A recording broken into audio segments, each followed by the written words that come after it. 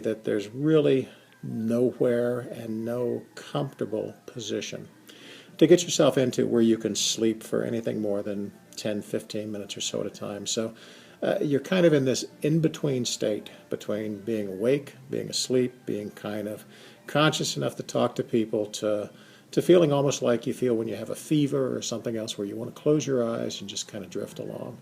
And you'll find yourself doing that a lot during your hospital time, especially at night. The night times are long, and you're pretty much there by yourself with the exception of your hourly interruptions. That much having been said, you're going to find that after the first day or so, you're going to be wanting to get up and move around. You're going to be walking. You're going to be, at least I was, walking with a walker. While nobody particularly likes that look, it's pretty necessary. The walker, more than being necessary for you to walk around from point A to point B, is necessary for you to get from a sitting position to a standing position. Almost everything that you have to do has to be done in terms of being done with your back parallel to where your legs are. So if you think of sitting almost military style, with your legs straight out in front of you and at a 90-degree angle, your hips to your waist, you're going to get in that position. You're going to flop over onto your side. You're going to roll your legs back into the bed. You're going to do what they call log rolling, which is essentially it's as though your entire legs from your toes all the way through your waist, all the way up through your shoulders, through your head, that whole trunk of your body is connected in one piece. And so what you don't want to do is do anything that amounts to a twisting or anything else, kind of a motion that's going to put a lot of stress on where those stitches were. I ended up having roughly 50 staples. It was more than I expected. It's quite impressive to see. But at the same time, it's evidence that the doctors that did the work did a good job and really took the time to go in and clear out a lot of compressed nerves that they were finding as they were beginning to look in the spots that they could or had already targeted from the x-rays. At the end of your 3 days in the hospital, you're going to be very tired. You're going to end up being home. Once you get home, you're just going to want to get to wherever your most comfortable place had been beforehand. And then you're going to find very quickly that however comfortable you imagined it being, it's not nearly as comfortable now as it used to be. I found myself able to get up and down stairs pretty easily.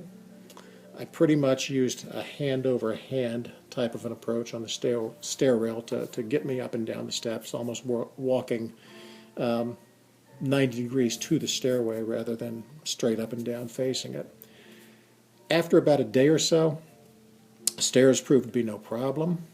I also found that you get into a pretty good routine of being able to get yourself situated, get yourself standing up, get yourself moved to the bathroom. Get yourself situated, get yourself standing up, get yourself moved to the bathroom.